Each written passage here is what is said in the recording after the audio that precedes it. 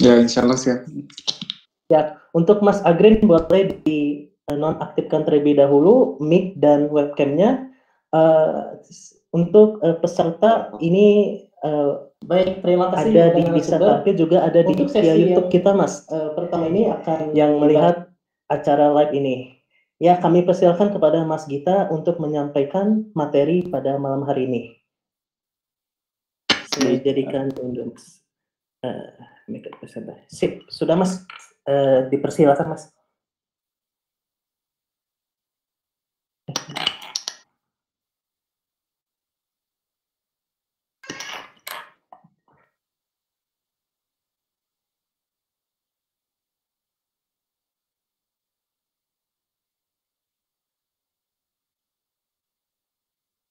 Saya nggak bisa share screen ya.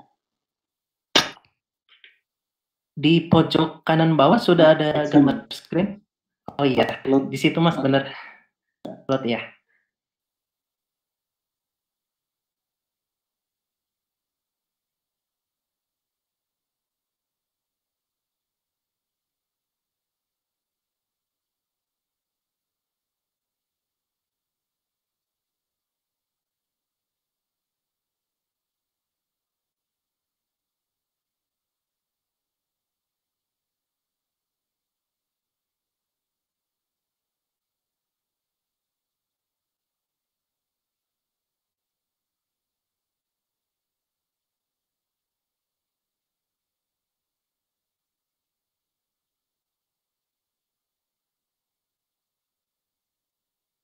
Sudah kelihatan belum ya, Pak Moderator?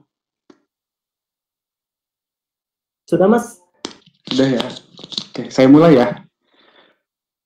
Ya, silakan, Mas.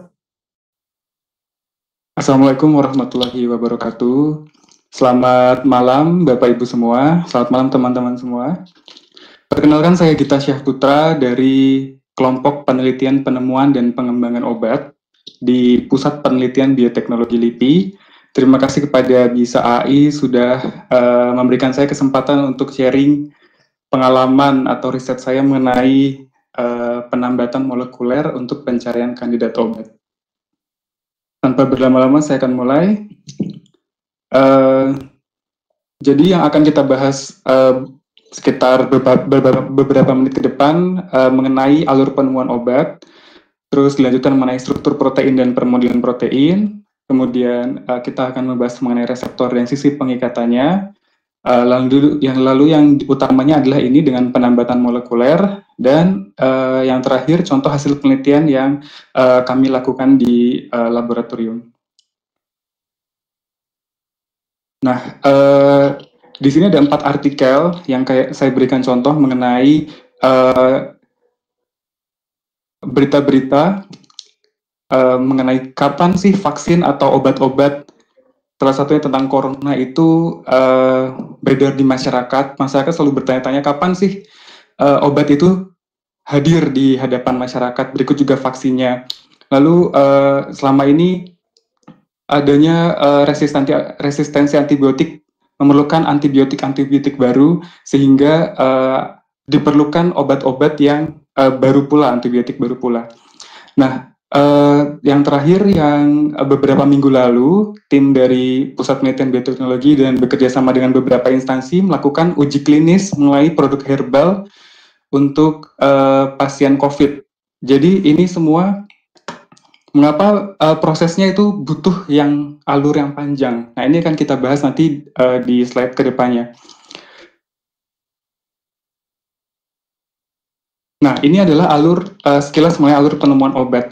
Jadi kurang lebih ada 5 tahapan, tambah satu lagi ada 6 ya, di 5, 1, 2, 3, 4, 5, dan ini adalah kandidatnya. 2 di depan ini adalah alur yang menggunakan teknik yang menggunakan komputasi, sedangkan yang 3 ini menggunakan teknik laboratorium. Nah, pada saat kita melakukan komputasi kimia, kita bisa melakukan target discovery atau menemukan siapa saja calon-calon atau kandidat obat yang akan kita lakukan melihat potensinya. Bisa jadi kita mempunyai sekitar 1.000 atau 2.000 kandidat obat. Namun semuanya itu tidak mungkin kita lakukan dikerjakan di lab karena terkait dengan waktunya, terus biaya, personil dan lain sebagainya akan sangat sulit untuk melihat 2000 kandidat senyawa obat misalnya. Selain itu, setelah dilakukannya target discovery menggunakan komputasi ini, kita bisa menggunakan teknik yang namanya virtual docking atau penambatan molekuler tadi. Nanti akan kita bahas di di slide berikutnya.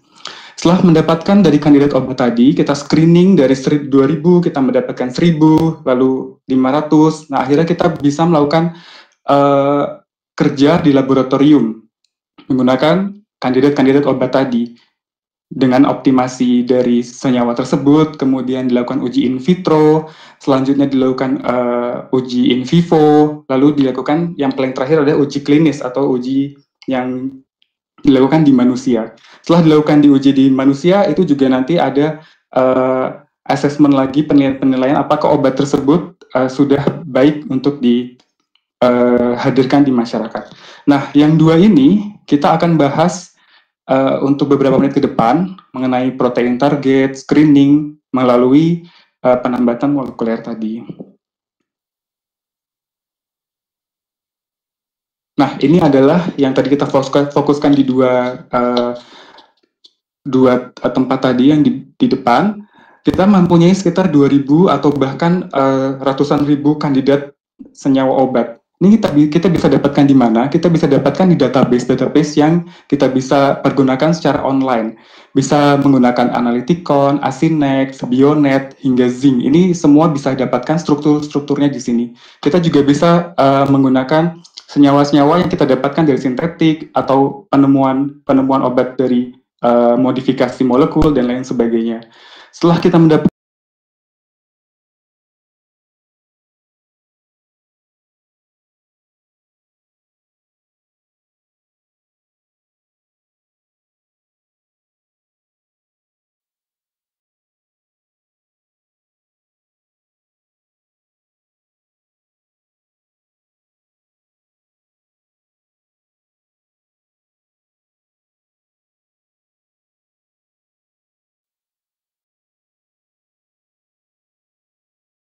di 100 misalnya. Nah, pendapatan molekuler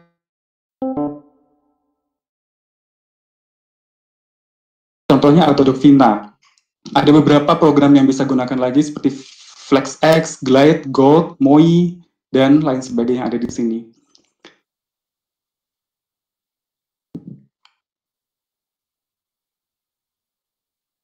Nah, sebelum kita menginjak ke molekuler docking atau pendapatan molekuler, kita perlu tahu mengenai apakah itu struktur protein, karena kita bermain di struktur protein untuk kedepannya tadi. Nah, struktur protein itu diawali dengan yang namanya protein primer. Protein primer terdiri ada beberapa asam amino yang tersusun dengan ikatan peptida dari terminal C ke terminal N tadi, ada 20 asam amino. Jadi dia bisa random ya, asam amino tersebut berikatan di sini. Ini sesuai dengan ekspresi gen dari organisme tertentu. Lalu akhirnya dia memiliki ikatan-ikatan secara kimiawi membentuk dua jenis struktur sekunder, yaitu beta sheet dan alpha helix. Nah, kemudian beta sheet alpha helix ini membentuk ikatan lagi secara kimiawi, akhirnya membentuk tertiary struktur atau struktur tersier. Nah, yang kumpulan antara tersier struktur tadi akan membentuk struktur kuartener. Struktur kuartener ini akan kita gunakan sebagai reseptor, atau kalau dalam bahasa nanti kita melakukan molekular docking, biasanya reseptor adalah protein yang berukuran besar, atau biasa kita sebut sebagai molekul yang berukuran besar, atau biasa kita gunakan adalah protein atau enzim dan lain sebagainya. Nah, reseptor atau struktur kuartener ini kita bisa dapatkan di mana? Kita bisa dapatkan di salah satunya adalah PDB atau Protein Data Bank. Per Juni kemarin, PDB sudah mendepositkan sekitar 165.000 struktur protein yang bisa kita gunakan atau kita bisa akses secara bebas. Ini bisa akses di PDB, bisa di googling tentang langsung PDB misalnya. Kita bisa mendapatkan struktur-struktur yang kita mau, ada enzim, ada protein, dan lain sebagainya. Nah, bagaimana kalau kita tidak memiliki atau kita memiliki sekuen dari asam amino, namun kita tidak memiliki permodelannya atau model struktur 3 dimensi tadi. Kita bisa melakukan permodelan protein. Di sini kita bisa menggunakan program Pyre2, Swiss Model, Orion, dan lain sebagainya. Namun Bapak Ibu tidak perlu khawatir karena kita hanya memasukkan sekuen asam amino tadi ke dalam program ini, lalu dia akan melakukan algoritma tertentu, akhirnya mendapatkan suatu model 3D protein tadi. Nah, ini kalau yang sudah familiar, ini adalah beberapa urutan asam amino, nanti akan mendapatkan jenis yang seperti ini, yang untuk struktur 3 dimensi, lalu kita akan validasi menggunakan plot Ramachandran. Nah, plot Ramachandran itu kita melihat apakah struktur protein kita sudah stabil atau belum.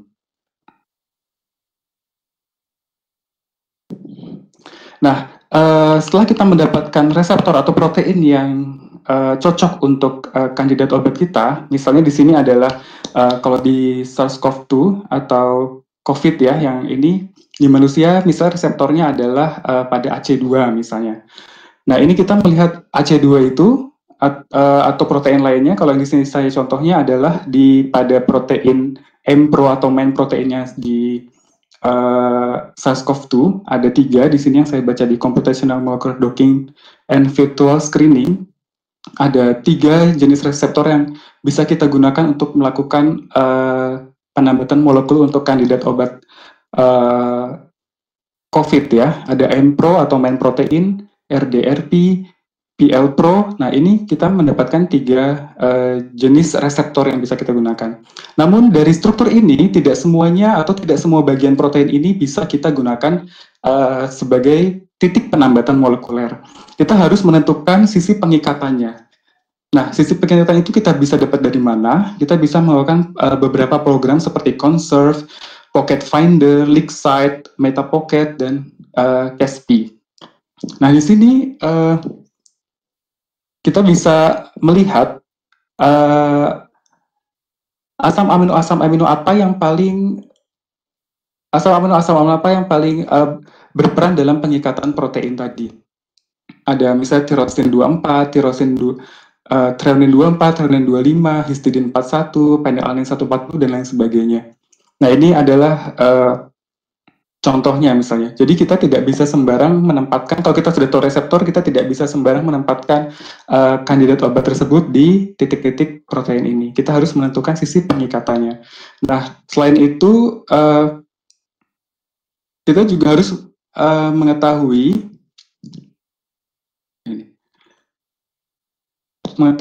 grid box. Nanti ke depan kita akan membicarakan tentang grid box, yaitu box yang digunakan untuk running pengikatan atau penambatan molekul kandidat obat kita ke sisi pengikatan protein ini.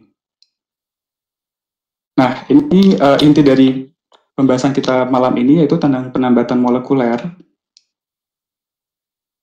Nah, sebelum kita beranjak ke sana, jadi ada yang dinamakan Computer Aided Drug Design atau CEDD. Nah, ini ada 4 jenis. Kalau kita mengetahui jenis ligannya, dan kita mengetahui ligan itu adalah kandidat obat tadi ya, senyawa-senyawa kandidat obat tadi kita sudah tahu, dan kita sudah mengetahui reseptor atau struktur proteinnya, maka kita bisa melakukan protein docking. Nah, ini kita akan fokus ke pembahasan tentang ini, atau Structure Drug Design atau SBDD, protein ligand docking. Nah, ini ada kalau kita belum mengetahui liganya, tapi kita sudah tahu strukturnya, kita bisa melakukan de novo design. Kalau kita sudah mengetahui kita mengetahui liganya, tapi kita tahu strukturnya, kita bisa de novo. Kalau kita tidak mengetahui liganya dan strukturnya, bisa eksperimen dulu. Kalau kita tahu liganya dan kita tidak tahu strukturnya, kita bisa ligand based drug design atau LBDD. Nah, malam ini kita akan membahas mengenai protein ligand docking. Nah, apa itu penambatan molekuler? Penambatan molekuler adalah menempatkan sebuah ligan. Ligan di sini adalah senyawa kandidat obat tadi ya, pada sebuah rongga pada reseptor. Nah, rongga ini tadi adalah sisi pengikatan pada reseptor.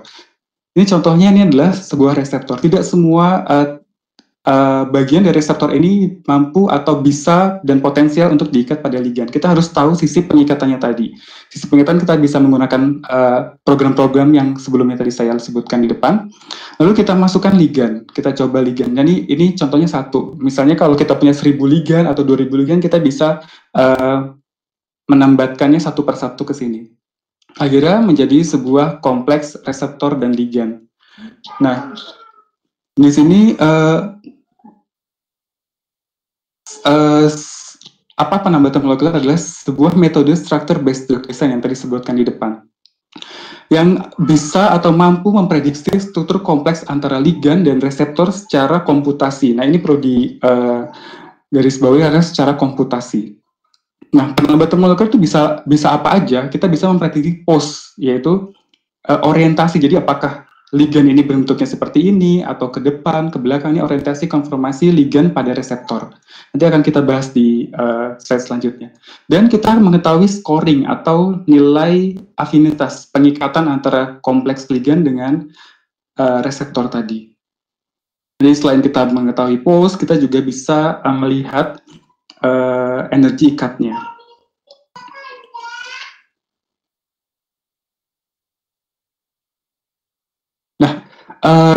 Beberapa jenis perangkat lunak atau program yang bisa digunakan ini sudah banyak digunakan ya. Dari jurnal Protein Structure Function and Bioinformatics tahun 2006, yang paling banyak digunakan oleh penelitian saat ini menggunakan Autodoc sekitar 27%, lalu menggunakan Gold 15%. Namun apa sih yang membedakan ini semua? Yang membedakan adalah scoring function dan algoritmanya. Namun semuanya ini tertuju pada yang tadi ini, pose dan scoring. Ya, jadi memperhitungkan walaupun kita menggunakan Autodoc, menggunakan Sundoc dan lain-lain sebagainya, tetap kita mendapatkan pose atau orientasi konformasi ligand pada reseptor dan juga afinitas pengikatannya atau energi yang kita dapatkan tadi. Nah, prediksi struktur kompleks antara ligand dan reseptor menggunakan scoring function dan algoritma masing-masing, akhirnya mendapatkan energi tadi. Nah, scoring function itu ada 3 jenis yang kita bisa lihat, ada force field-nya, jenisnya, ada empirical scoring function, dan knowledge based function. Nanti akan kita bahas selanjutnya. Nah, jika kita menggunakan perbedaan ini, maka kita akan perbedaan scoring function, perbedaan algoritma, dan juga pendekatan kerja yang berbeda karena menggunakan perangkat lunak atau program yang berbeda. Namun tetap dapatkan delta G atau energi bebasnya tadi, afinitas tadi, pengikatan, dan juga pose atau orientasi dan konformasi.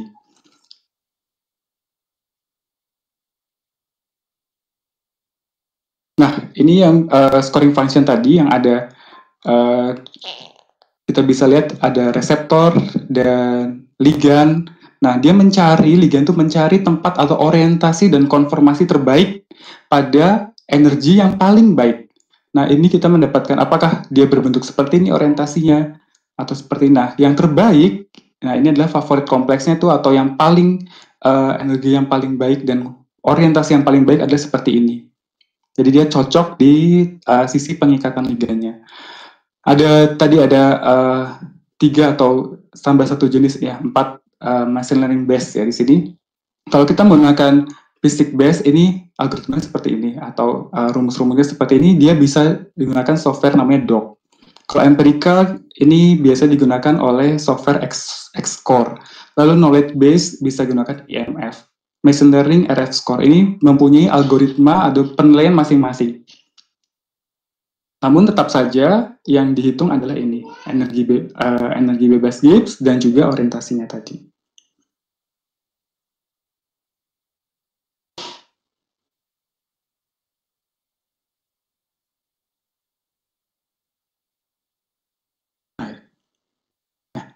Ini adalah jenis-jenis dari penambatan molekuler atau molecular docking. Ada rigid docking, ada flexible docking. Jika kita menggunakan rigid docking, itu ligand dan reseptor itu sama-sama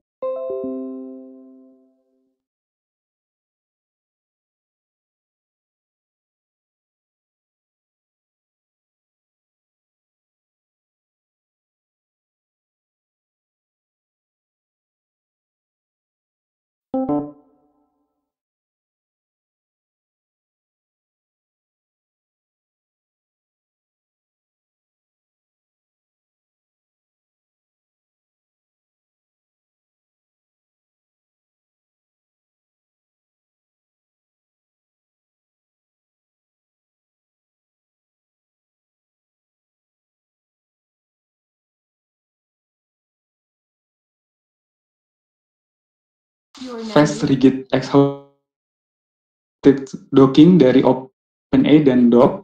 Ini biasanya rigid docking digunakan di program ini. Nah, ada pun yang biasa kita gunakan untuk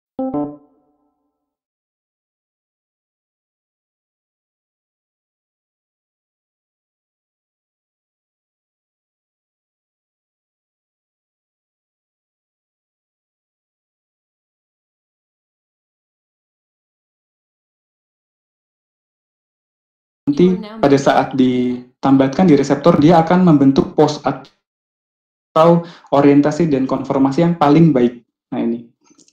Jadi ligand dibuat fleksibel, sedangkan reseptor dibuat kaku atau induced fit. Titik penambatannya lebih luas, jadi dia bisa mencari titik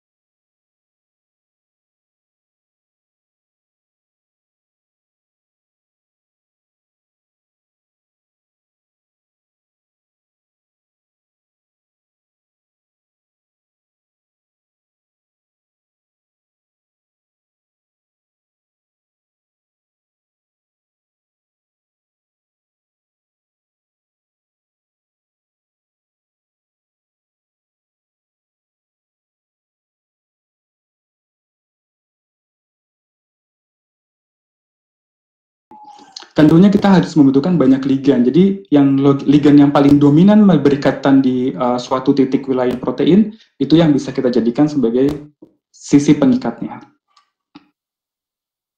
Lalu interaksi protein-protein tadi, ya rigid docking, kita bisa menggunakan hard dock atau fast dock dan hex. Kita bisa melihat kajian struktur dan fungsi protein, mekanisme reaksi enzimatik, dan rekayasa protein.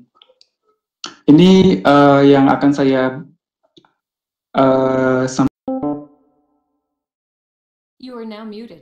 penelitian saya mengenai virtual screening. Ini contohnya. Nah, ini adalah salah satu riset saya yang sudah diterbitkan di Annals Gregorians tahun 2018 mengenai judulnya Molecular Docking and Molecular Dynamics Study of Alcoholic Compound as Mycobactericidal Agent using INHA, MAGA, and PANCA as receptor. Jadi bisa ketahui bahwa di penyikatannya terhadap reseptor, ini reseptor pada bakteri TB, ada INHA, MAGA, dan PANCA. Jadi ini tujuannya untuk melihat senyawa-senyawa alkohol apa yang paling baik untuk dijadikan disinfektan sebagai pembunuh bakteri TB. Ini bisa diakses di Annals Gregorians tahun 2018. Jadi begini penelitiannya. Nah, ini kita melihat di 3 reseptor. Tadi ada INHA, ada MABA, ada PANCA. Setelah kita melakukan penelitian atau kita melihat situs-situs dari penelitian,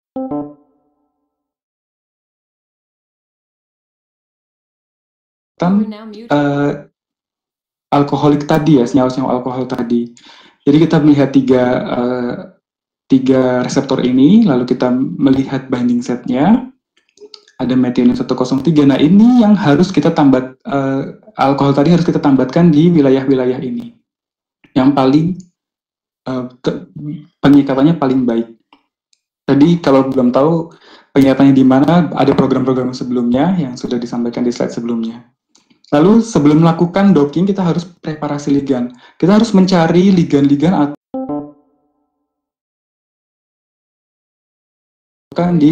melihat di structure database di PubChem atau di Zinc dan lain sebagainya. Ini saya dapatkan di PubChem.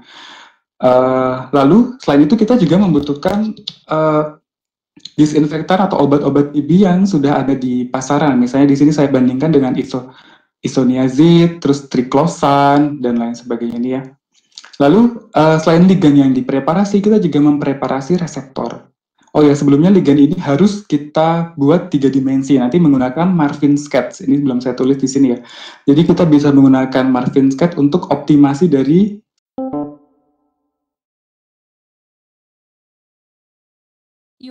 reseptornya. Kita bisa mendownload INHA, MABA, dan PANCA melalui PDB. Ini ada websitenya www.pdb.org. Di sini bisa ada INHA, nomornya ada nomor PDB 2B37 dan seterusnya. Kita bisa download, lalu kita bisa ambil strukturnya, lalu kita bisa buka di VMD atau di PyMol dan lain sebagainya untuk visualisasi protein. Kemudian apa yang sudah kita lakukan setelah ligan preparasi dan molekuler? Sini. Nah ini ya. Apa yang harus kita siapkan? Nah kita harus tahu grid box tadi. Nah ini berdasarkan ini. Contohnya di sini ada MABA ya, MABA. Diketahui bahwa MABA itu mempunyai binding set di sini, GLIS 22, ASN 24 dan seterusnya. Lalu kita lihat struktur 3 dimensinya, dia itu ada di mana titik-titik itu. Ternyata setelah saya lakukan visualisasi tadi bahwa asam amino tadi berada di sisi loop. Jadi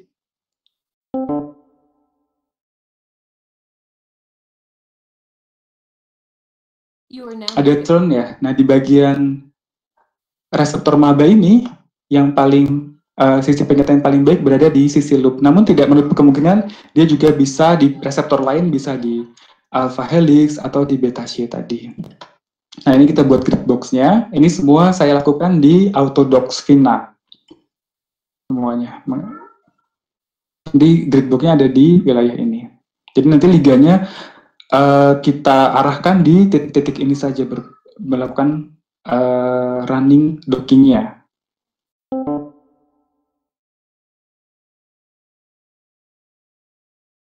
You are now muted. Nah setelah mendapatkan tadi reseptor dan ligan ya, reseptor INHA, MABA, PANCA, ligannya ada metanol, etanol, dan lain sebagainya. Ini C1 sampai C15 yang saya gunakan. Pembandingnya ada isoniazid, ini obat dari TB, dan triclosan ini disinfektan yang bisa kita gunakan sehari-hari. Ternyata yang saya ambil contoh di MABA ini ya, ternyata dari C1 sampai C15, C14 yang paling baik pengikatannya minus 4,6. Namun tidak hanya itu, kita harus melihat dulu orientasinya. Apakah orientasinya sudah benar di titik pengikatan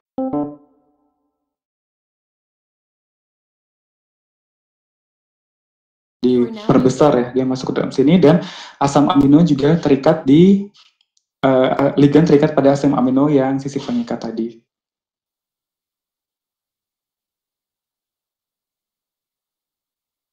Nah ini adalah kelanjutannya. Jika teman-teman berminat tentang hasil dockingnya mau diapakan lagi, kita bisa melakukan molekular dinamik. Jadi setelah diikatkan antara ligan tadi pentadekanol lah yang paling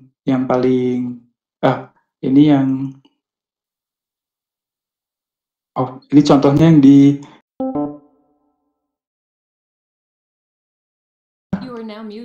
minus 4,9 yang terbaik di INHA. Lalu kita lakukan molekular dinamik. Apakah protein itu tetap stabil jika kita tambahkan misalnya suhu tertentu atau tekanan tertentu? Kita bisa melihat di sini. Ternyata setelah kita lakukan beberapa detik, kita tambahkan suhu tertentu atau tekanan tertentu, dia tetap stabil. Artinya protein yang kita lakukan penambatan molekuler tidak baik-baik saja jika kita tambahkan atau tambahkan suhu dan tekanan tertentu.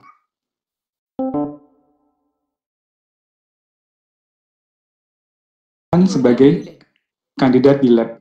Misalnya kalau sudah dapatkan ini, maka yang kita bisa ajukan di lab misalnya dari andekanol di sini sampai tetradekanol, misalnya lanjut ke laboratorium. Tentu saja hasil-hasil dari docking molekular dinamik ini perlu dilakukan uji ke laboratorium untuk memastikan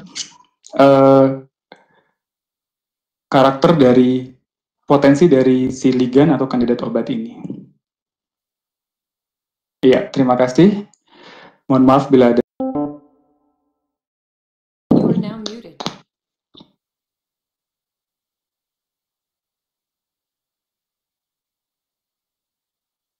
Ya, waalaikumsalam warahmatullahi wabarakatuh. Terima kasih kepada Mas Gita, sangat menarik, Mas. Jadi, oh ya, info dulu untuk Bapak Ibu sekalian, acara sesi ketiga ini kita live via Bisa Tampil dan juga YouTube Bisa I. Jadi ada sekitar 40 orang yang menonton. Nah, jadi Mas Gita ini berfokus pada ini ya Mas tadi, structure based drug design ligand docking ya Mas, SBDDL ya. Nah, juga Mas Gita ini mengemukakan bahwa pada alur untuk drug design ini ada 5 tahapan. Pertama ini target discovery, kemudian hit identification, hit to lead optimization, and preclinical. Nah, bagi Bapak dan Ibu yang ingin bertanya, saya persilahkan untuk menuliskan di kolom chat sebelah kiri. Juga kepada Bapak dan Ibu yang menonton di YouTube, bisa dituliskan langsung pertanyaan atau apa yang ingin ditanyakan kepada Mas Gita ini. Nah, Mas, jadi sesi bertanya kita jadikan di satu waktu di akhir ya Mas. Jadi untuk selanjutnya ini kita lanjut ke pemateri kedua, Mas Agrin. You are now muted.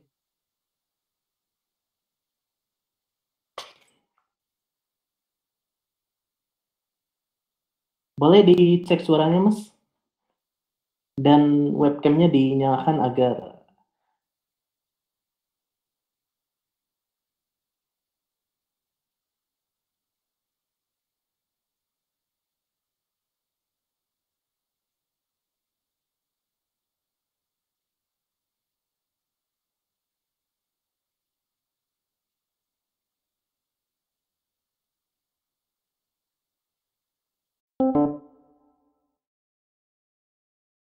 You are now muted.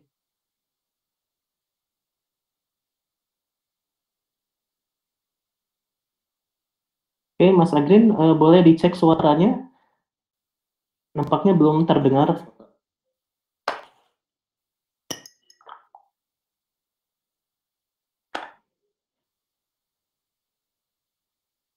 Suara kedengaran nggak? Ya, aman. Ya, baik, Mas. Ya, kedengeran, Mas. Ya, baik. Di sini sudah ada Mas Agrin. Kami persilahkan kepada hari ini. Bisa dimulai? Langsung aja dimulai. Assalamualaikum warahmatullahi wabarakatuh.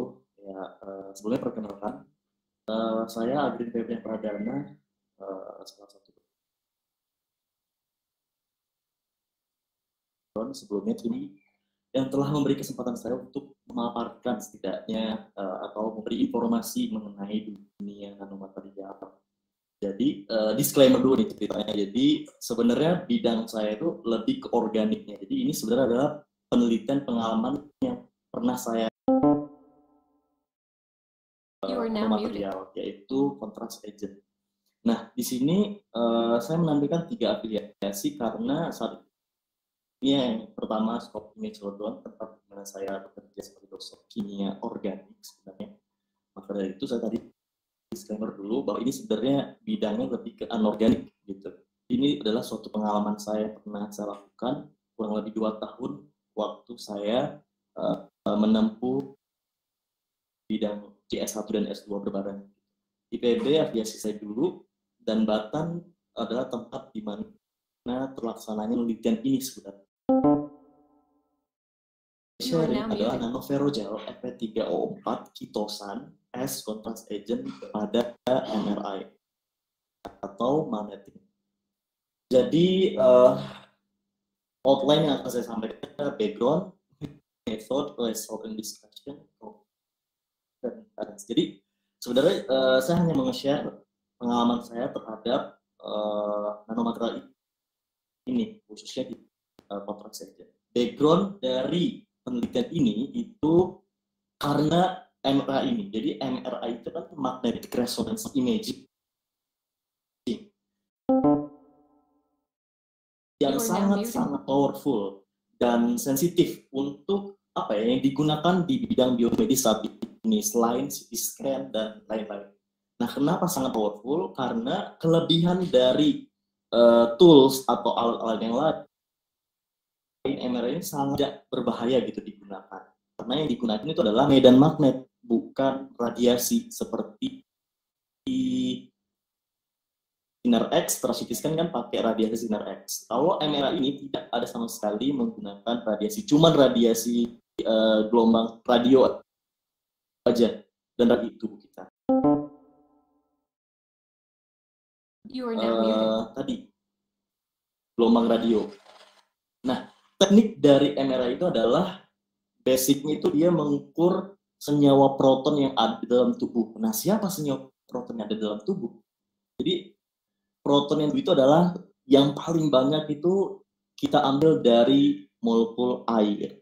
Jadi molekul air ini menjadi tolak ukurnya untuk kita bisa mengimaging bagian-bagian dalam tubuh kita. Jadi contohnya di sel kita juga ada air dan seluruh kandungan juga terdapat air. Nah,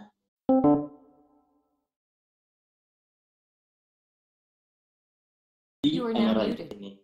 Nah, bagaimana cara mendeteksinya? Ya tadi dari menggunakan gelombang radio. Gelombang radio itu akan dipancarkan, udah dikelilingin medan magnet, dimasukkan ke dalam sini itu dikelilingi medan magnet. Nah, dalam medan magnet itu membuat proton di dalam tubuh kita itu mengarah sesuatunya. Ketika dikasih atau diberi gelombang radio, proton tadi yang di dalam tubuh proton ini adalah hidrogen ya, hidrogen dari H2O. Jadi setelah diberi medan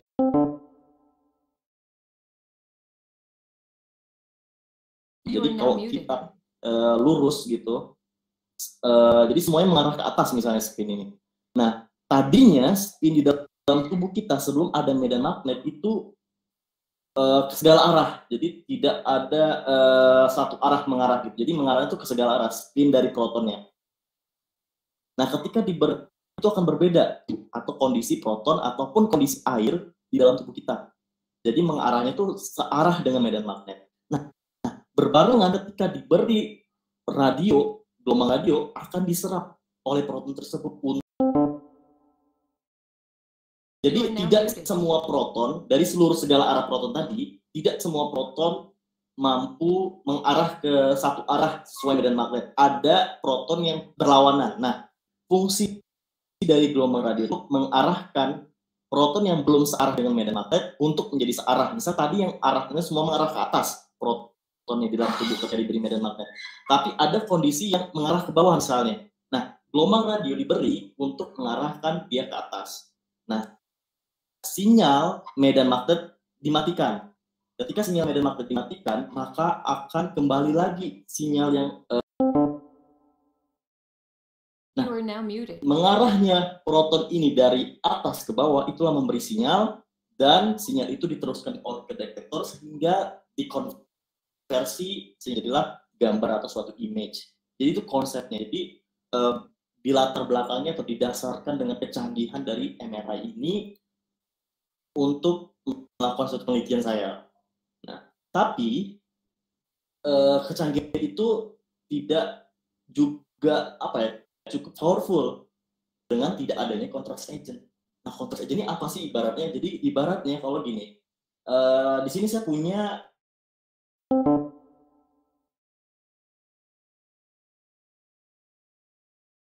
You are now muted. Nah, contrast agent itu fungsinya kalau sebelum pre-kontrasnya gambar yang belum diberi apa-apa di tubuh kita. Ketika diberi suatu contrast agent, maka mulai kelihatan nih ada yang daerah yang gelap-gelap atau daerah yang itulah yang abnormal suatu penyakit dari jaringan-jaringan yang tidak bagus gitu. Jadi artinya dibutuhkan contrast agent gunakan ini. Pada umumnya contrast agent yang sudah banyak digunakan itu adalah ion gadolinium. Kategori logam berat. Cuman udah safe sih, tapi saya masih ataupun research lain masih untuk mencari apa sih yang kira-kira bagus contrast agent yang digunakan agar bioavailable di dalam tubuh itu mampu diterima dan tidak ada efek. Jadi percuma aja kita udah pakai MRI, tadi kan MRI itu aman karena tadi cuma diberi medan magnet, terus dikasih gelombang radio, kita aman-aman aja. Tapi ini dikasih senyawa nih, disuntikkan suatu senyawa contrast agent agar gambar yang dihasilkan terlihat jelas.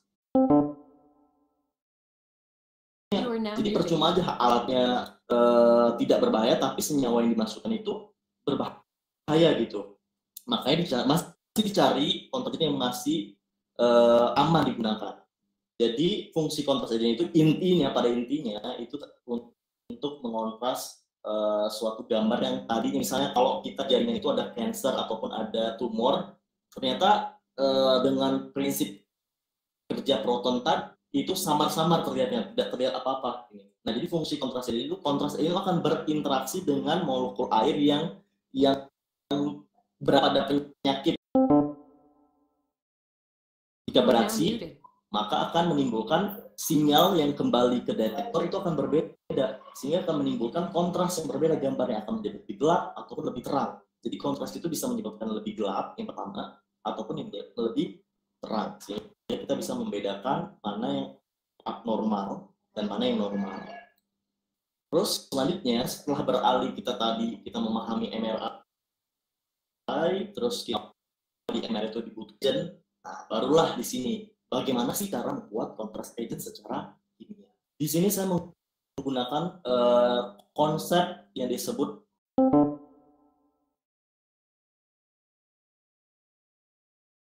Fe3O4.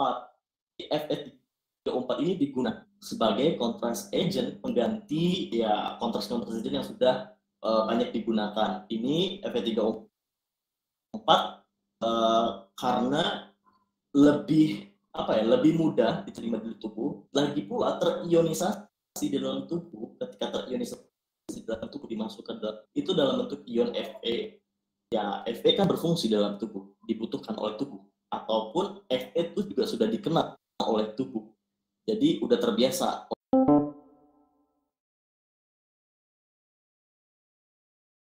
You are now muted. Adalah jadi simultan. Jadi secara simultan pengendapan. Jadi pengendapan secara simultan untuk membentuk Fe3O4. Karena pembentukan Fe3O4 ini dibutuhkan ion Fe3+ sekaligus. Jadi Fe3O4 itu dibutuhkan 2 ion untuk sebagai pembentukannya, yaitu Fe2+ dan Fe3+, dan dibutuh presipitat atau pengendapan yaitu basa. Nah, metode ini digunakan karena ya mudah, efisien, dan low cost. Terus secara environmental juga baik, dan You are now muted. itu konsep dalam menemukan atau membuat contrast agent-nya. Jadi saya setelah menemukan metodenya gampang, yaitu kompleksifikasi. Nah, selanjutnya, jadi setelah menemukan contrast FE34, saya ingin lagi mengcoatingnya. Kenapa di coating? Jadi ibaratnya kayak kapsul disalut lagi. Jadi biar lebih aman lagi, jadi tidak mutlak FE34 yang disuntikan ke dalam tubuh, yaitu di coating oleh suatu coating yang sangat biokompatibel dengan tubuh, sangat biodegradable dalam tubuh, non-toxic, bioaktif juga, dan juga lagi pula dia bersifat hidrogel. You are now muted. Kitosan apakah sering terdengar ataupun awam? Kalau masih belum, kitosan itu paling banyak ditemukan di cangkang-cangkang seperti udang, kepiting, itu kitin. Nah, kitin itu bisa direaksikan dengan suatu reaksi akan menjadi kitosan. Nah, jadi saya menggunakan kitosan sebagai ibaratnya kapsul ataupun pengcoatingan si Fe34 tadi.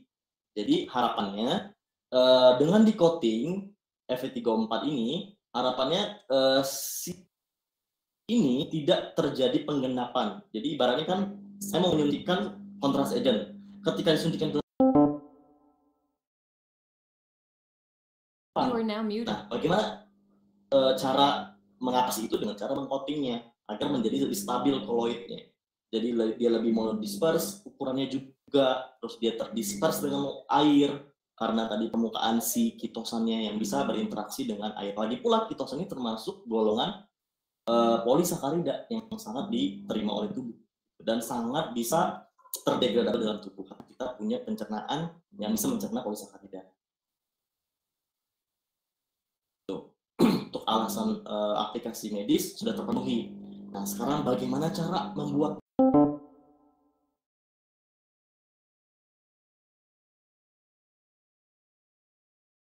ini? Kalau teman-teman bisa mencari tentang nanoferrogel di Google, bisa di search itu nanoferrogel.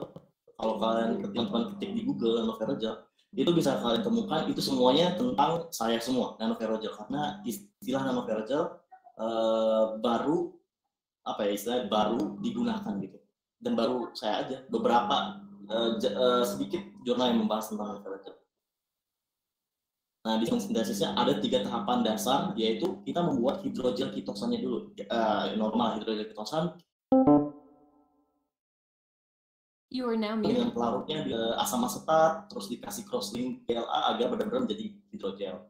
Nah, selanjutnya tahap kedua, setelah kita jadi hidrogelnya, hidrogel ini, nah inilah rahasia dari resep pembuatan ferrogel.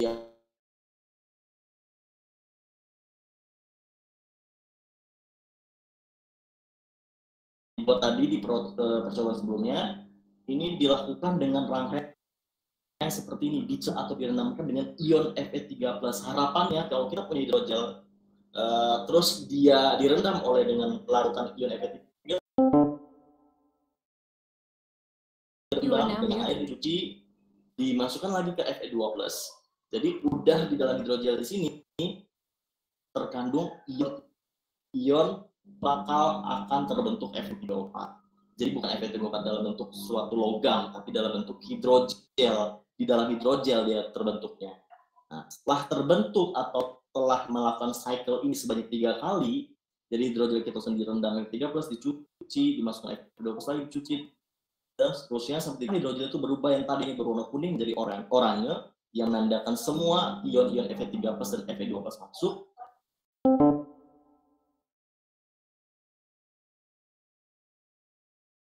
You are now muted. Kitosan. Maka selanjutnya kita tidak ingin hidrogel kan yang dimasukkan dalam bentuk larutan ke dalam tubuh. Nah, caranya bagaimana membuat hidrogel ini menjadi larutan atau koloid istilahnya. Jadi dengan menggunakan alat yang dinamakan ultrasonik. Nah, sebelum menghancurkan ferrogel ini menjadi nanokoloid, jadi sebelumnya dilakukan pengeringan. Pengeringan dilakukan variasi 2 sampai dengan interval 1 jam tiap sampel.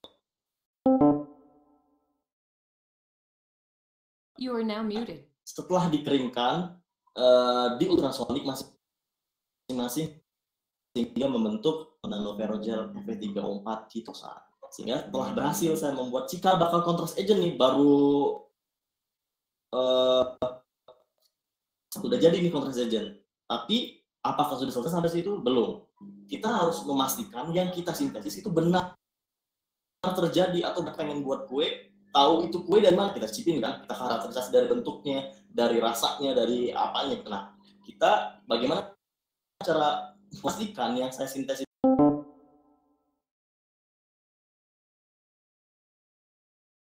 harus dikarakterisasi dengan alat, yaitu pertama XRD.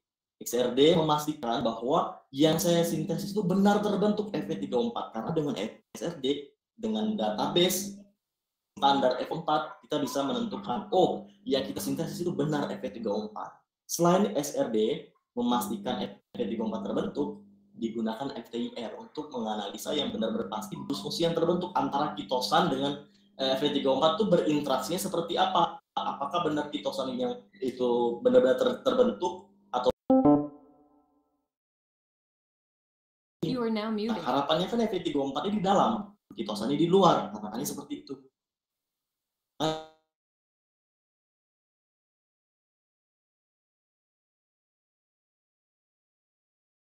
Masih pada bentuk ferrogel. Jadi pada ferrogel itu menggunakan dua tools atau dua alat, XRD sama FTIR, untuk mengkarakterisasi hasil sintesis. Nah, pada saat koloid itu digunakan 3 tools untuk mengkarakterisasi apakah benar dari segi ukuran, apakah dia nano, apakah tidak. Gitu. Kita digunakan PSA untuk itu seragam semua. Jangan-jangan yang kita bentuk itu koloid di sini ukurannya ada yang 10, ada yang 100, ada yang 50 nano. Nah, kita tidak ingin itu, karena yang diizinkan untuk medis itu di bawah 50 nanometer untuk sebagai obat ataupun yang lain. Jadi PSA digunakan untuk mengetahui distribusi ukuran. Nah, untuk memastikan ukuran secara pasti digunakan TEM, alat yang canggih lagi untuk benar-benar mengukur apakah ukuran benar-benar nano, digunakan dengan TEM. Nah, VR di sini baru mendengar ataupun yang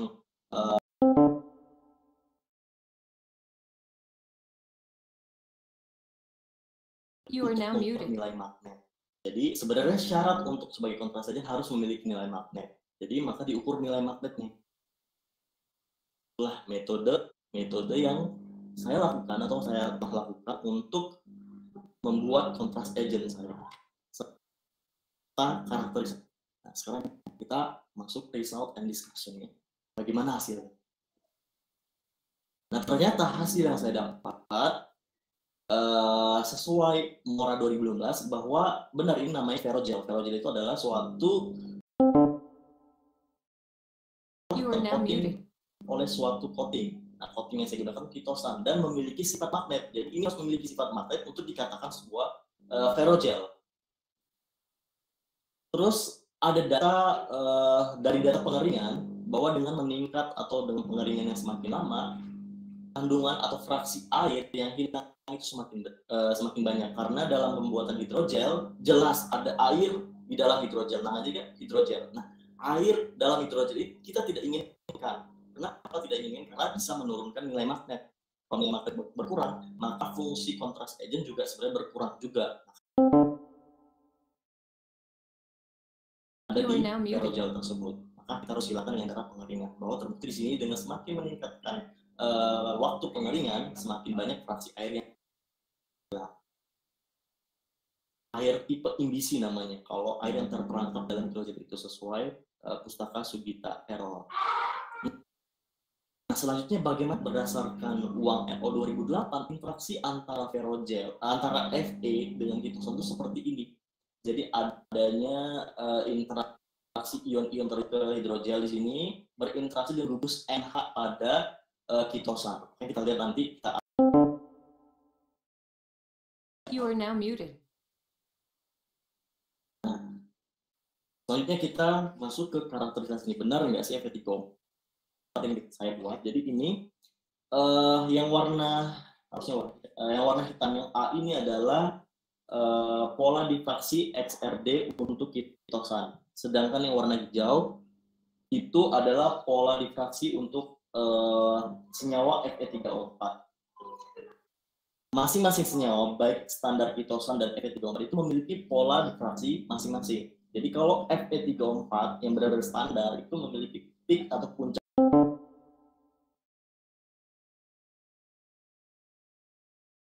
dari puncak-puncak Fe3O4. Jadi kalau kita ingin membuat Fe4 dan benar, itu kita harus benar memastikan adanya puncak itu timbul di produk kita.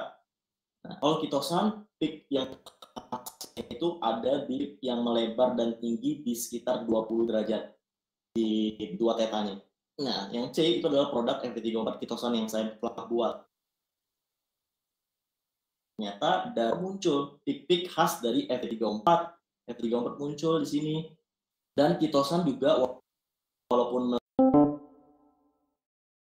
kitosan murni karena yang sudah bercampur dengan Fe3O4, tapi terdapat puncak yang sedikit melebar di sini. Berbeda dengan di sini tidak ada sama sekali Fe3O4. Artinya senyawa yang telah saya buat di sini Fe3O4 kitosannya telah terkonfirmasi atau telah terafirmasi di XRD. Selanjutnya butuh data penunjang yaitu FTIR. Nah, pada FTIR di sini untuk memastikan bahwa kitosan atau terbentuk hidrogel kitosan yang secara berinteraksi dengan glutaraldehyde atau penaut silang berbentuk hidrogelnya. Ya, di sini ada S2, S3, S4, S5 itu adalah sampel tadi dengan pengeringan 2 jam, 3 jam, 4 jam, 5 jam. Dan ada standar kitosan dengan GLA. Kitosan dengan GLA di sini. Nah, kitosan GLA, jadi intinya di sini terbedakan di posisi peak NH. Di sini untuk standar kitosan GLA. Kitosan GLA ini. Tanpa adanya Fe3O4 ya. Kitosan GLA aja. Nah, sedangkan S2, S3, S4 ini peak NH tidak muncul. Ini menandakan bahwa benar reaksi antara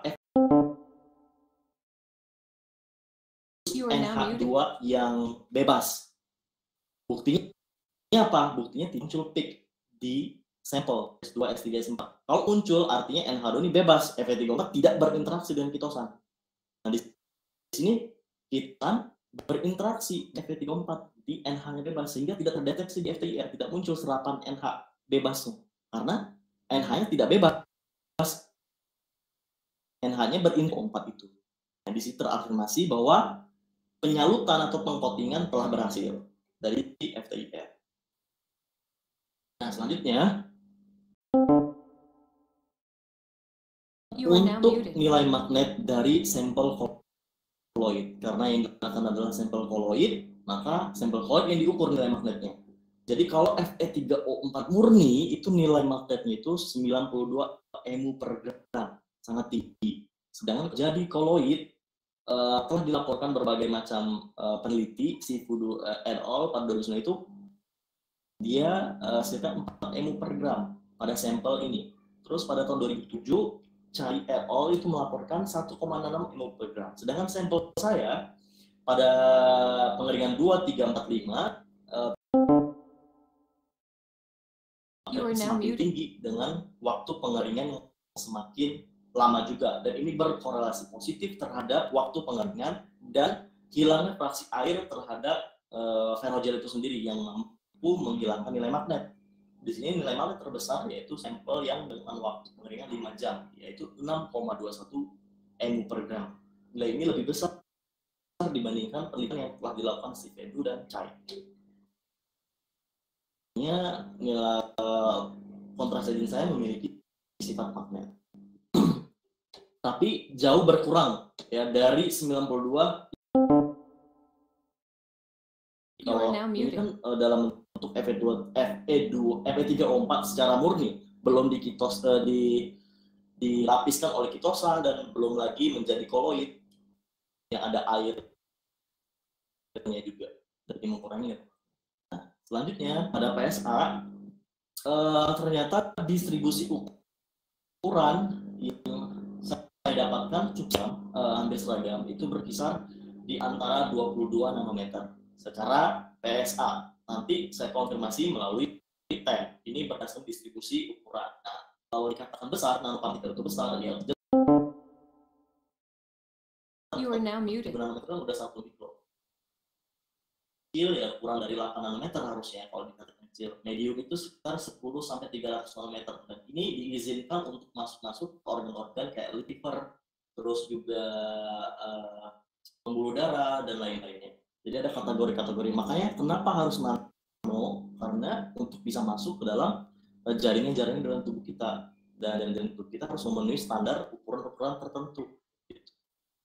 Jadi ukuran yang saya dapatkan berdasarkan PSA ini eligible for application in biomedical. Jadi sangat bisa.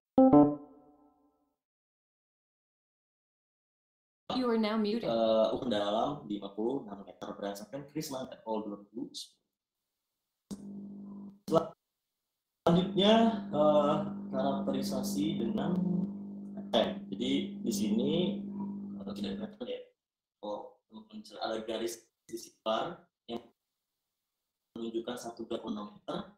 Jadi sebenarnya ukuran saya itu berada tentang EMAN 20 nanometer, ukuran Fe34-nya. Nah, di sini ada kondisi non-staining dan pewarnaan dengan TEM staining itu benar-benar tidak terlihat kitosannya. Jadi di sini kalian teman-teman lihat di sini adalah Fe34.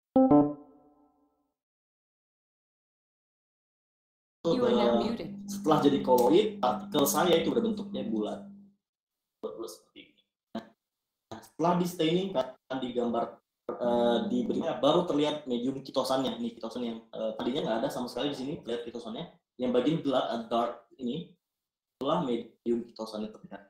Jadi benar sebenarnya kitosan itu benar-benar tersalurkan menyalut si Fe34-nya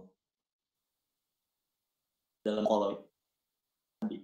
Jadi selanjutnya itu diuji kestabilan selama 3 minggu.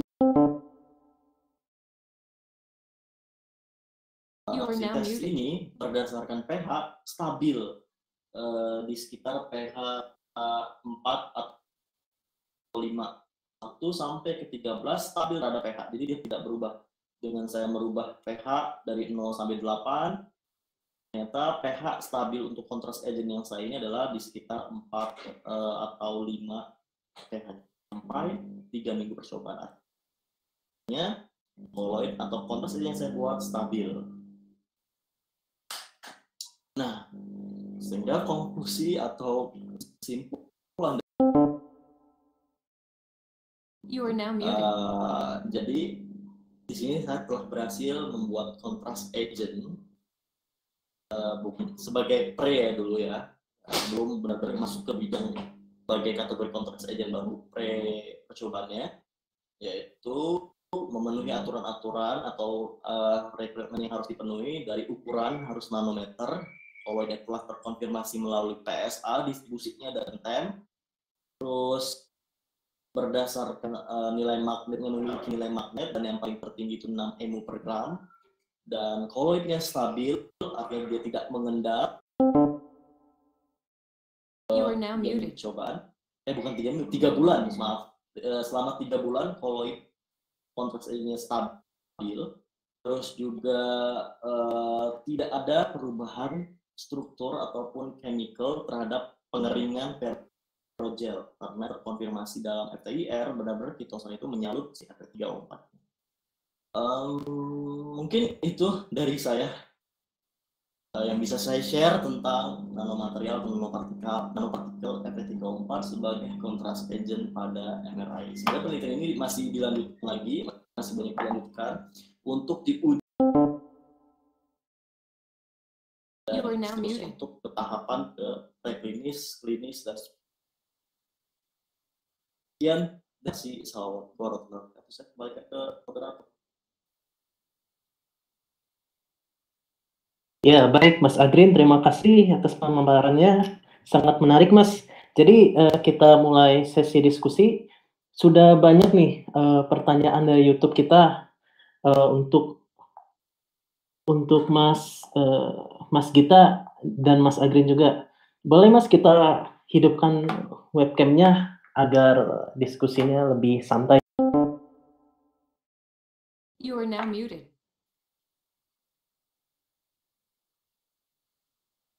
Baik, dari YouTube ini ada pertanyaan untuk Mas Gita.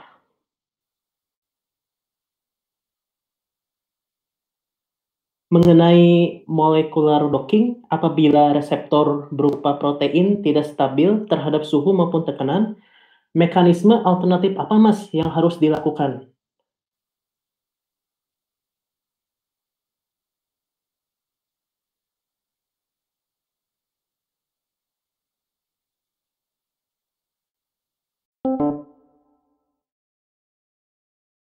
You are now muted.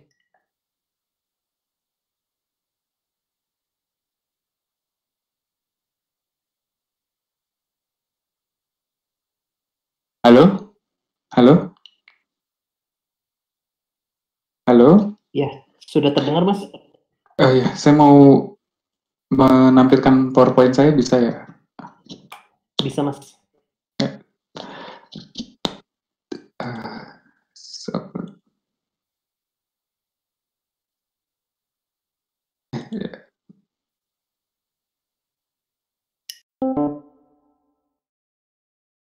You are now muted. Salah. Oke. Jadi pertanyaan tadi bagaimana jika, mohon maaf, jika reseptor berupa protein tidak stabil terhadap suhu maupun tekanan, maka mekanisme alternatif apa, Mas, gitu? Ya, jadi ini terkaitnya ke molekular dinamik ya, bukan molekular docking. Jadi di slide terakhir. Jadi bagaimana jika setelah kita lakukan hasil docking, ternyata pada saat molekular dinamik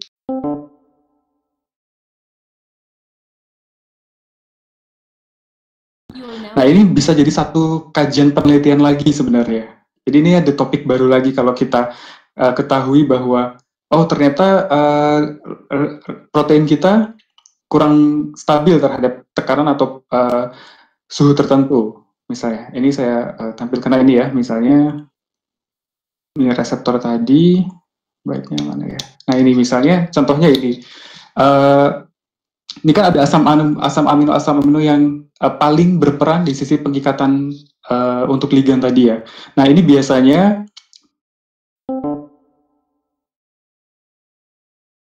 sisi pengikatannya si protein tadi bisa tahan terhadap suhu dan tekanan tertentu. Ini sebenarnya satu penelitian tersendiri misalnya untuk kita melakukan mutasi-mutasi pada suatu protein tadi bisa yang saya tampilkan di slide ada rekayasa protein ya, itu maksudnya di situ tadi kita bisa melihat ada satu protein misalnya tidak stabil pada suhu tertentu. Nah ini bagaimana caranya bisa kita lihat kestabilannya dengan mengganti beberapa asam amino pada titik-titik yang katanya agar dia itu stabil. Nah, kita bisa coba-coba dengan beberapa asam amino lain sehingga kita coba lagi di molekular dinamika dengan beberapa literatur tadi, akhirnya kita sehingga kita mendapatkan mutasi-mutasi yang terbaik pada reseptor atau protein itu tadi. Begitu, Mas. Terima kasih atas pertanyaannya. Ya, baik, Mas. Terima kasih. Selanjutnya, Mas, ini masih ada pertanyaan, Mas, dari YouTube kami bahwa pose dan scoring, Mas. Kebetulan ini dua hal penting ya, Mas, tadi ya, Mas ya, dalam structure-based drug design. Nah, pertanyaannya ini, Mas, jika scoring dapat diketahui dari nilai E yang muncul di message hasil docking hex, kalau pose dapat diketahui dari mana serta mengapa pose penting dalam penamatan molekuler, Mas? Saya lagi baca di YouTube-nya juga ya, memahami pertanyaan. Mohon izin bertanya, jika scoring dapat diketahui dari nilai E, energi maksudnya delta G ini ya, jadi saya berikan. Iya. Ini. Docking itu, jadi selain dari post-nya, nah di sini ya.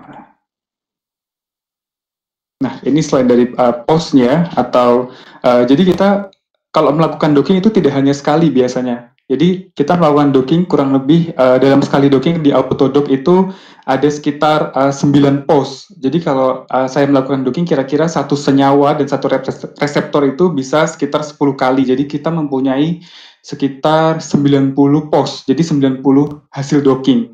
Jadi ini kita melihat pos mana atau apakah dia si ligand tadi ini. Ini karena kita apakah orientasi dan konformasi si ligan itu sudah tepat masuk ke dalam sisi pengikatan. Nanti misalnya kalau ternyata minus selain dari pos, kita juga perlu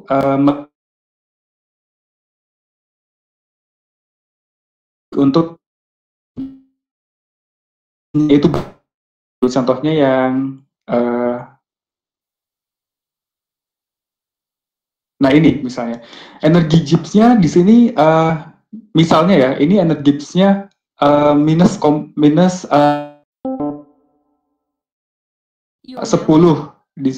jangan gitu deh, yang ini minus 11, ini minus 9, ini minus 8 misalnya. Kan yang paling baik ini adalah yang di minus 11 ini tadi. Karena mengapa? Karena energinya paling baik, sedangkan di konformasinya sudah berada di atau orientasi sudah masuk ke dalam sisi ikatan, sisi pengikatan tadi. Nah, ada juga beberapa kasus yang seperti ini, misalnya seperti ini. Kompleks dengan ligan antara ligan dan reseptor, dia itu memiliki 3 pos ya seperti ini. Namun di wilayah yang ini misalnya yang kurang baik ini posnya, kita tidak serta-merta mengambil ini adalah hasil energi yang terbaik. Kita juga harus melihat posnya, walaupun dia ini ada di misalnya ke ranking kedua di minus, yang paling pertama misalnya minus 11 energinya, yang ranking kedua minus 10, kita bisa saja mengambil minus 10 walaupun dia itu di pos atau orientasi dan konformasi yang terbaik. Itu bisa jadi alternatif lain. Kita tidak hanya energi, tapi juga kita perlu di orientasi dan konformasi yang terbaik. Selain itu kita juga tadi ada 3 penilaian ya. Selain energi, kita juga melihat orientasi atau pos dan juga wilayah dia sisi pengikatannya tadi. Walaupun energinya minus, paling minus, tapi apabila dia tidak berada di sisi pengikatan itu percuma saja gitu kan. Jadi walaupun energinya minus, dia harus berada di titik pengikatan yang tadi. Jadi kita harus benar-benar menyeleksi ligan-ligan mana yang harus dibawa ke laboratorium tadi. Seperti itu kurang lebih.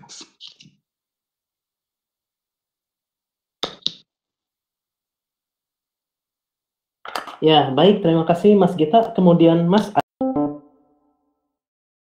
komunitas kami Mas. Nah, untuk terkait molecular dynamics, ini tadi Mas menyebutkan bahwa algoritma ini merupakan suatu faktor penentu dari Poseidon scores. Apakah betul Mas? Molecular docking ya, bukan molecular dynamics ya. Oh iya, mohon maaf, molecular docking. Iya.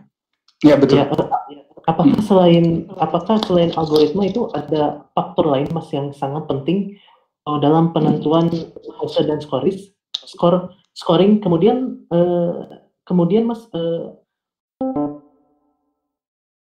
selain suhu dan tekanan, faktor apa lagi Mas yang cukup penting gitu Mas di dalam hal tersebut? Ya, jadi yang setelah literatur yang sudah kami baca bahwa memang di perangkat lunak tadi itu ada dua untuk melakukan docking ada 2 faktor yang mempengaruhi. Jadi setiap perangkat lunak ada scoring function dan algoritma. Di sini scoring function dan algoritma itu mempengaruhi bagaimana cara atau running dari docking antara ligan dan reseptor itu tadi. Jadi berbeda-beda algoritmanya. Jadi kalau yang dock dia menggunakan basic base, terus yang Xcore menggunakan empirical dan lain sebagainya. Ini mempunyai algoritma dan scoring function yang spesifik tadi, ini hitung-hitungannya tadi. Nah, namun dari sekian banyak algoritma tadi, dia hanya tujuannya satu, dia menghitung energi bebas dan juga pos tadi tetap mengacu pada ini tadi, post dan scoring. Walaupun algoritmanya macam-macam, terus scoring function-nya macam-macam, dia tetap memprediksi post dan scoring. Seperti itu. Terus yang kedua tadi gimana? Oh iya, molecular docking apa?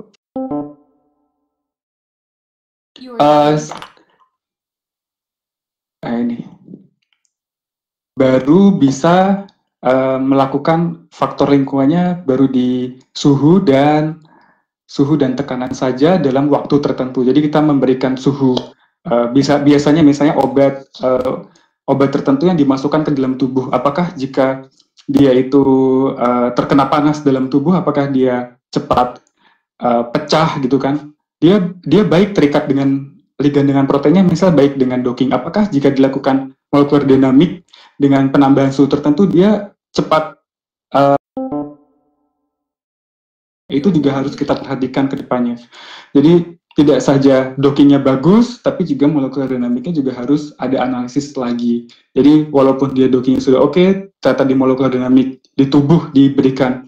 Ini kan molekular dinamik tuh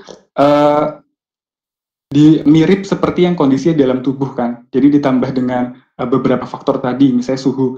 Nah, apabila ditambahkan suhu beberapa, misalnya 40 derajat Celcius, ternyata obat kita sudah hancur, itu kan tidak baik juga misalnya. Terus ternyata 40 derajat Celcius, protein kita tidak stabil, mudah denaturasi, itu juga tidak bagus. Makanya perlu dilakukan molekular dinamik ini. Suhu saja yang bisa diprediksi. Terima kasih. Ya, baik Mas. Sangat menarik Mas. Saya jadi tertarik untuk mempelajari lebih lanjut mengenai molekular docking ini. Kalau molekular dinamik itu beda lagi kajiannya Mas. Oh, molekular dinamik itu beda lagi. Iya. Baik Mas. Ada satu lagi Mas, terakhir Mas, untuk Mas Gita, bahwa tadi disebutkan reseptor M-Pro, RDRP, serta PL-Pro ya Mas ya, kalau nggak salah ya? Iya, yang di SARS-CoV-2 ya. Iya. Mas, mengapa dari ketiga hal tersebut tidak bisa dijadikan sebagai titik molekuler, Mas? Seperti yang Mas Gita sampaikan tadi. Titik molekuler maksudnya? Mungkin tadi atau ada yang keliru Mas dari pertanyaannya. Oke. Jadi saya konfirmasi lagi. Jadi misal kita sudah mendapatkan, kita tahu nih, obat kita itu untuk SARS-CoV-2 misalnya, untuk menghambat virus SARS-CoV-2 tadi atau yang penyakit COVID tadi ya. Di virusnya itu kita harus melihat reseptornya yang paling baik untuk kita inhibit atau kita M-Pro ini kita hambat dengan beberapa kandidat obat kita, misalnya obat herbal atau dan lainnya. Kita harus tahu senyawa-senyawa di obat herbal tersebut, lalu kita masukkan atau kita tambatkan ke titik-titik pengikatan ini tadi.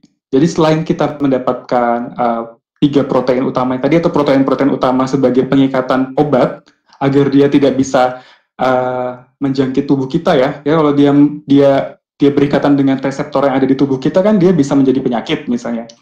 Terus sebelum dia berikatan dengan reseptor yang ada di tubuh kita, obat itu harus kita tambatkan melakukan metabolisme lagi atau kerja-kerja enzimatik lagi misalnya. Nah, kita tambahkan di sisi pengikatan ini. Nah, ini harus spesifik. Dapatnya asam amino juga spesifik ini.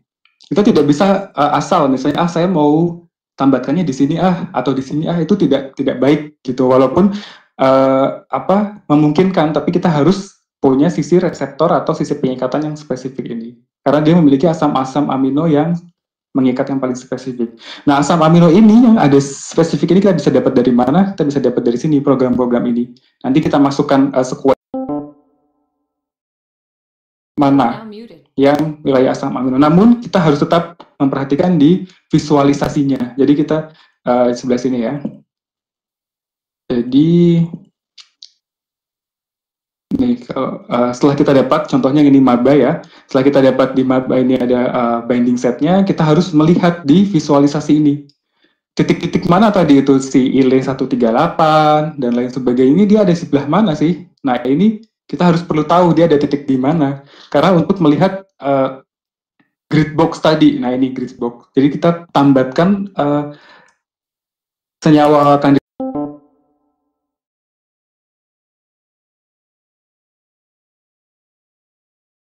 You are sisi, now muted. sisi pengikatan tadi itu. Ya. Ya begitu Mas. Terima kasih. Ya, terima kasih Mas atas jawabannya. Selanjutnya kita ke Mas Agri ya. Mas, ini sudah banyak juga yang bertanya Mas. Pertama Mas, mungkin kita boleh tahu Mas, fungsi dari MRI itu untuk pada bagian mana gitu Mas. Kemudian yang kedua Mas, pada citosan Mas, F3O4. Namun bila kitosan akhirnya terdegradasi dalam tubuh dan sifat coatingnya hilang, apakah Fe3O4 ini bisa mengalami pengendapan dan akhirnya bagaimana gitu Mas? Mohon untuk lebih detail Mas dijelaskan kepada Bapak dan Ibu sekalian audiens. Ya, saya persilakan kepada Mas Agrin. Oke. Baik, suara saya kedengaran nggak? Dengar. Dengar Mas. Oke, jadi ini You are now MRI tulang muted. belakang di yang Mas Wahyu ya di sini Mas Wahyu MRI tulang belakang itu buat apa ya Mas? Jadi MRI tadi sesuai dengan pertanyaan moderator juga, MRI itu bisa mengukur atau berusaha mengimage bagian-bagian otak, pertama otak, saraf tulang belakang, terus juga jantung, pembuluh darah, tulang dan sendi, payudara, terus juga organ-organ dalam yang lain gitu. Jadi bisa melihat organ-organ seperti itu. Jadi seluruh organ sebenarnya bisa. Nah, kalau spesifikasi terhadap bagian tulang belakang itu untuk melihat ya You are now jepit muted. ataupun luka cedera akibat kecelakaan dan lain-lain gitu. Itu bisa dilihat dari MRI. Itu untuk pertanyaan yang pertama. Yang kedua, tadi kitosan digunakan sebagai coating agar mencegah pengendapan. Jadi gini intinya. Jadi inti dari penggunaan kitosan itu adalah untuk membuat Fe3O4 tadi menjadi koloid gitu. Kalau tidak ada kitosan, kalau Fe3O4 saja dijadikan koloid itu cenderung menggumpal. Nah, penstabil dia agar tidak menggumpal itu dalam tubuh. Apakah setelah kitosan terdegradasi dalam tubuh sifat coating hilang, apakah Fe3 akan mengalami pengendapan? Pada akhirnya jawabannya tidak, kan tadi sudah dilakukan percobaan kestabilan terhadap berbagai pH. Jadi dari sampel saya tadi dicoba selama 3 bulan, dengan kondisi pH ekstrim 1, 2, 3, 4, dan terus sampai mengkondisikan kondisi dua tubuh, itu kondisinya stabil dan tidak ada endapan, dan pH koloid atau kontras agent yang dihasilkan itu tetap sama di rentang 4 ataupun 5. Jadi ketika You are now muted. Itu. Baik Mas Agrin, terima kasih. Jadi memerlukan waktu yang cukup lama ya Mas ya, sebanyak 3 bulan ya tadi. Iya, jadi 3 bulan untuk coba kestabilan apakah benar-benar selama 3 bulan dengan kondisi pH dan kondisi di pH tubuh juga. Jadi ketika dimasukkan ke dalam tubuh, si kontras agent ini ya stabil gitu. Baik Mas, di 4D-nya. ya, baik Mas, terima kasih. Selanjutnya ini Mas, ada pertanyaan dari komunitas kami Mas.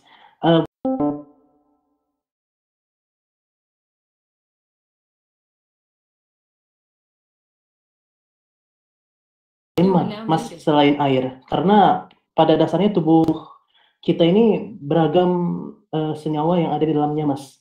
Bisa mineral ataupun vitamin. Mungkin bisa dilanjutkan Mas, lebih detail. Oke, baik. Jadi konsep dasar dari MRI itu sendiri tadi kan intinya mengukur proton. Nah, sebenarnya proton itu kan sendiri dari proton dari hidrogen ya. Nah, hidrogen yang tersebar di dalam tubuh kan sebenarnya banyak juga.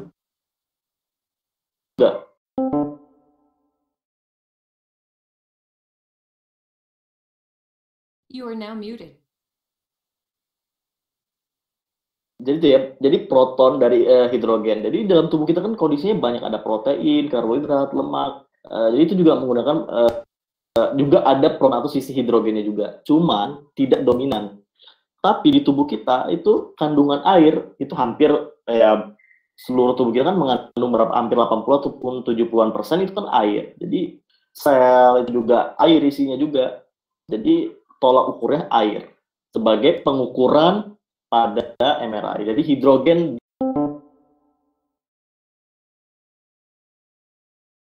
tolak ukur pengukuran pada sinyal MRI. Jadi kondisi kulit ataupun kondisi sel yang sakit itu kondisi airnya lebih sedikit. Kalau kondisi lebih sedikit, makanya sinyal yang diefek pada MRI juga sedikit. Akibatnya tidak menimbulkan tadi kontras ataupun image yang berbeda terhadap yang normal. Gitu. Begitu Pak Moderator. Ya, baik Mas Agrin, terima kasih. Jadi ini mungkin pertanyaan terakhir.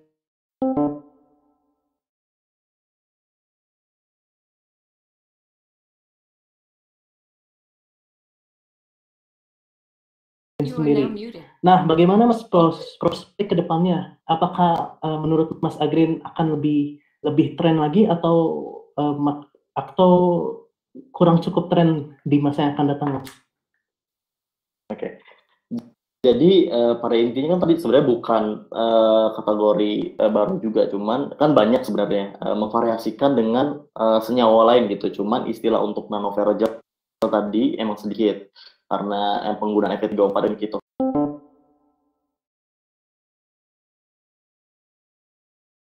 Bagus karena kita ingin mensubstitut tadi kontras agent yang pada umum digunakan itu gadolinium tadi. Jadi dengan kondisi kalau emang berhasil dan sukses ke depannya, ya dengan pre aja tadi kelihatan tadi stabil dan aman gitu kan digunakan.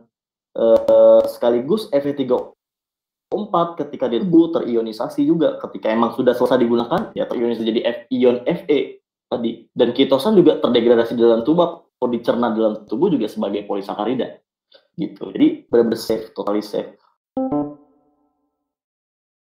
Dan ada takaran dosis-dosis tertentu kan tetap aja kalau diakumulasikan ya tubuh kita kan dengan logam berat seperti itu kalau kebanyakan juga lama-kelamaan akan menimbulkan efek samping. Kalau Fe dan ketosan kan benar kita udah terbiasa mencerna kedua kandungan tersebut dari besi dan polisakarida tadi begitu. Jadi prospek kedepannya sih sebenarnya kalau dilanjutkan sampai tes ke in vivo sampai seterusnya ya prospek sebenarnya. Ya baik, terima kasih Mas Agrin. Saya ingin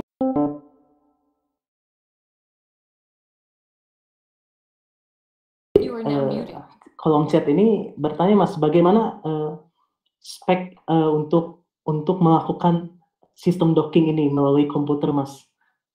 Mungkin harus menggunakan spek yang cukup bagus atau bisa dilakukan pada laptop biasa gitu Mas? Jadi pengalaman saya dulu melakukan penambatan molekular docking itu tahun 2013 atau sekitar 2013 itu saya masih setelah itu masih bisa saya mengerjakan tesis saya i3 terus RAM saya lupa RAM-nya, pokoknya yang RAM 2 atau 4 itu masih bisa untuk nanti biasanya kalau untuk autodock, jadi nanti kalau kemarin waktu itu saya menggunakan autodock, jadi bisa di-download di websitenya, ini di googling aja autodock Vina. Nanti di situ ada spek-spek yang harus dipenuhi di situ, apa aja komputer kita harus punya spek yang seperti apa. Itu bisa di Windows, di satu lagi itu Ubuntu itu ya ada 3 jenis itu bisa di-download di situ. Nanti ada speknya kalau kita mau mendownload aplikasi docking yang ada di online. Jadi yang gratis itu biasanya kita menggunakan Autodoc Vina. Ada juga yang berbayar, misalnya seperti Gold atau MOI atau Glide, itu berbayar, dan itu juga dia menampilkan spek yang harus kita punya di komputer kita. Seperti itu. Ya, baik Mas, kita nampaknya ada dari Ibu Ayu Harnis ini. Mas, saya belum memahami bagaimana menentukan pose, karena saat saya melakukan docking, dengan hex saya tahu nilai E-nya saja. Apakah ada gitu. solusi Mas, gitu Mas, untuk Ibu Ayu? Jadi selain kita melakukan docking, kita juga harus punya beberapa aplikasi untuk visualisasi yang seperti saya bilang. Jadi kalau Bapak Ibu sudah mendownload protein yang tadi dari PDB, kita harus melihat struktur 3 dimensinya itu melalui visual tertentu, yaitu bisa studio begitu. Nah, itu bisa kita gunakan beberapa software itu. Nah, begitu pula kalau setelah kita melakukan molecular docking atau penambatan molekul, kita juga melihat postnya itu ya di tempat itu tadi, visualisasi tadi. Jadi kalau kita dengan Autodoc atau beberapa software itu tidak kelihatan dia postnya itu ada seperti apa. Nah, hasil outputnya selain kita mendapatkan energi, kita juga mendapatkan namanya PDB, jadi out PDB ya kalau di Autodoc itu. Nah, itu yang bisa kita lihat pos-posnya tadi.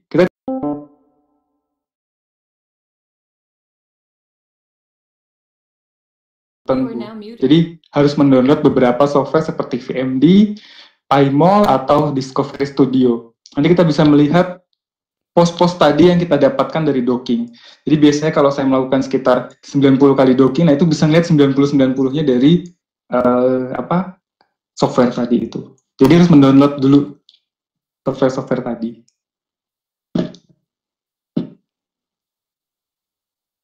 Ya, baik, terima kasih Mas Gita. Sangat menarik, Mas. Jadi untuk sesi ketiga ini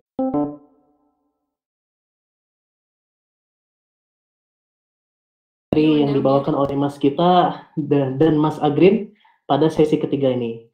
Nah, Mas, sebagai penutup pada malam hari ini, kami persilahkan kepada audiens untuk menghidupkan webcam, karena kita akan melakukan sesi foto bersama untuk dokumentasi. Sebelumnya saya mengucapkan terima kasih kepada Mas Gita dan Mas Agrin yang telah meluangkan waktunya untuk mengisi di sesi ketiga ini. Barangkali kita bisa melanjutkan diskusi lebih lanjut. Ya, informasi untuk hari besok, bahwa hari besok ini ada event di jam 15.30 sampai 17.30 oleh Pak Ono Purbo. Beliau ini merupakan seorang tokoh dan pakar di bidang teknologi informasi asal Indonesia. Untuk lebih lanjut, mari follow Instagram dan YouTube BISAI.